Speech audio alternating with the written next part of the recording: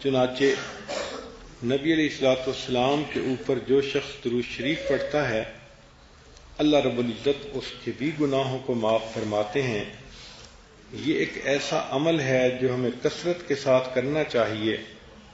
نبی علیہ السلام نے ارشاد فرمایا شفاعتی لأہل الکبائر من امتی، میری امت کے جو گناہ گار ہوں گے تو ان کبیرہ گناہوں کے جو مرتکب ہوں گے ان کے لیے میں قیامت کے دن شفاعت کروں گا۔ اور ایک حدیث پاک میں نبی علیہ السلام نے فرمایا خیرت بین الشفاعت، کہ مجھے اختیار دیا گیا، چوائس دیا گیا کہ یا تو میں شفاعت کروں او یدخل نصف امتی الجنہ، یا میری آدھی امت کے لوگ جنت میں چلے جائیں۔ فاخترت الشفاعہ، نبی علیہ السلام فرماتے ہیں میں نے شفاعت کو چن لیا لأنہا اعم و اکفا، اس لیے کہ میری شفاعت کے ذریعے آدھی سے زیادہ امت جو ہے وہ جہنم کی بجائے جنت میں چلی جائے گی۔ سبحان اللہ۔ نبی علیہ الصلوۃ والسلام پر درود شریف پڑھنا اپنے غم کو ختم کرنا اور گناہوں کو معاف کرنا۔ چنانچہ حدیث پاک میں ہے ایک صحابی نبی علیہ السلام کی خدمت میں حاضر ہوئے، اے اللہ کے نبی صلی اللہ علیہ وسلم، میں آپ پر تیسرا حصہ وقت کا درود شریف پڑھ لیا کروں؟ فرمایا زیادہ کرو تو بہتر ہے۔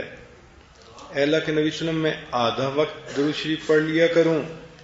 فرمایا زیادہ کرو تو بہتر ہوگا۔ اے اللہ کے نبی صلی اللہ علیہ وسلم، میں 3/4 وقت آپ پر درود شریف پڑھ لیا کروں؟ فرمایا تم زیادہ کرو تو بہتر ہوگا۔ اے اللہ کے نبی صلی اللہ علیہ وسلم، میں پورا وقت آپ پر درود شریف پڑھا کروں؟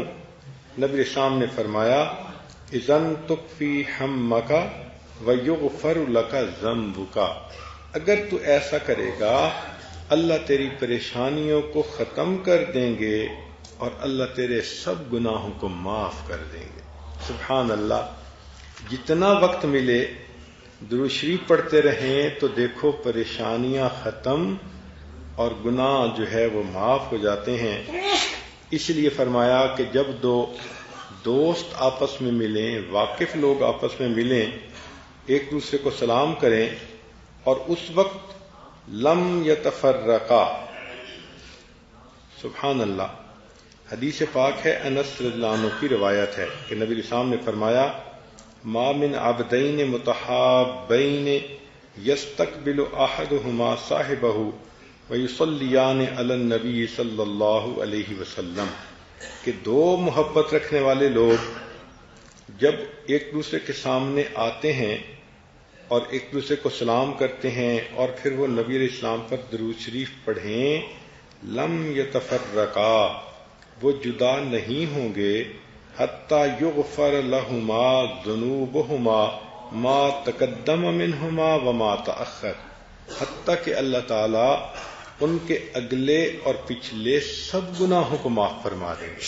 اب دیکھیں آپ دن میں شاید 50 خواتین کو ملتی ہوں گی، کہیں بہن کو ملی، کہیں ماں کو ملی، کہیں کسی پڑوسن کو ملی، رشتہ دار کو ملی، تو اگر ایسا موقع ملتا ہے تو نبی علیہ السلام پر درود شریف بھی پڑھ لینا چاہیے تاکہ یہ سعادت ہمیں نصیب ہو جائے کہ جدا ہونے سے پہلے مغفرت ہو جائے۔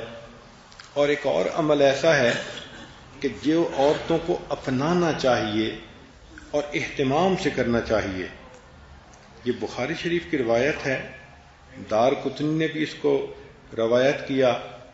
ابو ہریرہ رضی اللہ عنہ فرماتے ہیں کہ جو انسان جمعہ کے دن عصر کے بعد اپنی جگہ پر بیٹھے بیٹھے نبی علیہ السلام پر 80 مرتبہ درود شریف پڑھے، اللہ تعالیٰ اس کے 80 سال کے گناہوں کو معاف فرما دیتے ہیں۔ اب ذرا غور کیجئے، 80 سال کا مطلب پوری زندگی کے گناہ۔ تو آپ یوں سمجھیں کہ جمعہ کے دن عصر کے بعد اگر میں 80 مرتبہ درود شریف پڑھ لوں گی تو میرے پوری زندگی کے گناہ معاف ہو جائیں گے۔ اور وہ درود شریف کیا ہے؟ اللہم صلی علی محمد النبی الامی وعلی آلہ وسلم تسلیما. اتنا بڑا درود شریف بھی نہیں، آپ اس کو لکھ لیں، پڑھ لیں، یاد کر لیں، اور کوشش یہ کریں کہ جمعہ کے دن اپنے گھر کے سب بچے بچیوں کو کہیں کہ وہ آپ کے ساتھ نماز پڑھیں. چھوٹے بچے تو عام طور پہ گھروں میں ہی نمازیں پڑھتے ہیں، ماں ہی پڑھاتی ہے، تو وہ اگر اس دن اہتمام کے ساتھ اکٹھی نماز پڑھ لیں اور ان سب کو کہیں کہ سب نے بیٹھے رہنا ہے اور یہ درود شریف پڑھنا ہے. آپ خود بھی پڑھیں، بچوں سے بھی پڑھائیں، اور اس کے بعد دعا مانگیں، اور پھر دیکھیں کہ گھر کے اندر برکتیں کیسے آتی ہیں. ہم ایسے اعمال کرتے ہی نہیں کہ جس سے برکتوں کے دروازے کھل جائیں ہمارے لیے. تو جب بچپن سے بچوں کو اس کی عادت ڈالیں گی، وہ پوری زندگی پڑھتے رہیں گے اور اللہ ان کے گناہوں کو بخشیں گے. تو ہمیں چاہیے کہ ہم درود شریف جمعہ کے دن عصر کے بعد پڑھنے کی عادت کو اپنائیں. اور ویسے بھی حدیث پاک میں ہے کہ جمعہ کے دن ایک ساعت اجابت ہوتی ہے. ساعت اجابت کہتے ہیں وہ گھڑی جس میں دعا قبول ہوتی ہے. بعض علماء نے لکھا کہ امام جب خطبہ دیتا ہے تو 2 خطبوں کے درمیان جب تھوڑی دیر کے لیے بیٹھتا ہے وہ ساعت اجابت ہے. لیکن زیادہ علماء نے یہ لکھا ہے کہ سیدہ فاطمہ الزہرا رضی اللہ تعالیٰ عنہ فرماتی ہیں کہ وہ ساعت اجابت جمعہ کے دن عصر اور مغرب کے درمیان ہوتی ہے. تو اگر عصر اور مغرب کے درمیان وہ قبولیت کا وقت ہے تو درود شریف بھی پڑھیں اور اللہ سے دعا بھی مانگ لیں، اور پھر شفاعت کی بھی مستحق بن جائیں گی، زندگی کے گناہ بھی معاف ہو جائیں گے، اور اللہ تعالیٰ کی طرف سے برکتوں کے دروازے بھی کھل جائیں گے. سبحان اللہ. یہاں تک کہ اگر کوئی آدمی کتاب میں نبی علیہ الصلوۃ والسلام کا نام نامی اسم گرامی لکھے، اور اگر وہ ساتھ صلی اللہ علیہ وسلم کتاب میں لکھے، تو حدیث پہ پاک میں آتا ہے من صلی علیہ فی کتاب لم تزل الملائکۃ تستغفر له ما دام اسمی فی ذلک الکتاب، کہ جب تک میرا نام اس کتاب میں رہے گا اس وقت تک فرشتے اس بندے کی مغفرت کی دعا کرتے رہیں گے. سبحان اللہ سبحان اللہ. سیدنا صدیق اکبر عنہ فرمایا کرتے تھے کہ ٹھنڈا پانی آگ کو اتنا جلدی نہیں بجھاتا جتنا جلدی درود شریف انسان کے گناہوں کی آگ کو بجھا دیتا ہے. سبحان اللہ. وقت ہوتا ہے عورتوں کے پاس ادھر ادھر کے کاموں میں مشغول رہنے کی بجائے، یا ایک دوسرے سے تبادلہ خیال کرنے کی بجائے، گپیں مارنے کی بجائے، حالات حاضرہ سننے کی بجائے، اگر عادت پڑ جائے کہ یہ اعمال میں نے کرنے ہیں، دعائیں مانگنی ہیں، مسنون دعائیں پڑھنی ہیں، درود شریف پڑھنا ہے، تو سبحان اللہ جنت میں جانے کا راستہ کھلا ہوگا. جہنم میں جانے والا سوال ہی پیدا نہیں ہوتا.